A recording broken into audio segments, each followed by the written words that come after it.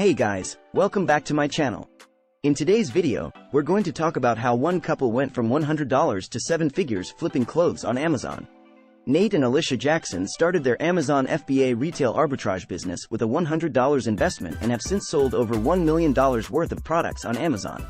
After hearing about the opportunity on the internet, they turned that $100 in initial inventory into more than $180,000 in total sales in 12 months. They quit their jobs to focus on the Amazon business and their growing family. They share their product categories, where they source profitable inventory, and tools of the trade to scale up their reselling business. Nate and Alicia discuss the benefits of selling clothing on Amazon, such as being able to spend their budget quickly. Clothing is not a gated category, meaning new sellers don't need Amazon's approval to sell most types of clothing items. Additionally, clothing requires a little care when packaging, deterring some sellers looking for a quick and easy turnaround. Additionally, there is less competition for the buy box on any individual product. Nate and Alicia have homed in on buying most of their clothes from Kohl's due to the opportunity to stack discounts when buying in bulk. They are members of Facebook groups dedicated to sharing Kohl's coupons and discount codes and keep an eye on their website for sales. There are at least 8 different layers of discounts you can stack on almost every purchase that you make at Kohl's, and they have even made a Kohl's discount calculator. They haven't had issues buying many items at one time. Kohl's are not particularly reseller friendly, but they haven't had too many issues buying everything they want.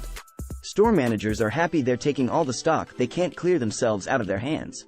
They've even gotten to know a few store managers over the years, and some will message them and tip them off when they have shipments of clothing in store that they think will appeal to Nate and Alicia.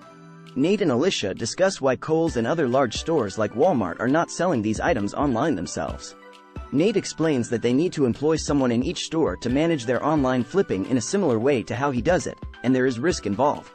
Nate and Alicia have hired helpers before to increase the amount of stock they're buying, and they also train others to become Amazon sellers. They pay them an hourly rate for prepping and shadowing Nate to learn the ropes, and they then pay them a percentage commission based on how much profit the items they sourced sold for. There is an obvious worry about training someone to buy for you. They might start their own Amazon business. Nate and Alicia are both fine with their helpers starting their own businesses. It is not difficult to get started as an Amazon seller, but it does take some time to become good at spotting a great deal and where to pick up inventory in bulk. Nate's advice is to focus on the clearance sections first, and Alicia adds that for the first 6 months, they tell people it's just for learning. It is not fast or easy money, but it is a simple process. What you need: 1. An Amazon seller account. Jessica recommended the free personal seller account for people just getting started. 1. Once you're selling more than 40 items a month, it makes sense to upgrade to the professional account level. 2. The Amazon Seller app, available on iOS and Android for free. 3. A few dollars to buy your initial inventory. Nate and Alicia were working full-time and didn't have any kids, so they spent their spare time sourcing items. For the first year, they dedicated as much time as they could and reinvested all the money they made back into the business. They started with just a $100 investment, and within a year, they had done more than $180,000 in total sales. After a year and a half, they were able to quit their jobs and become full-time Amazon sellers. Nate realized it was costing him money to go to work, so he decided to leave his day job. They also source a lot of their inventory online, using a tool called tactical arbitrage, which helps them find profitable products quickly to flip on Amazon. However, there have been a few buys that haven't sold as well as anticipated, such as some oil diffusers they bought for $35 each and spent their whole budget buying more of the same diffusers.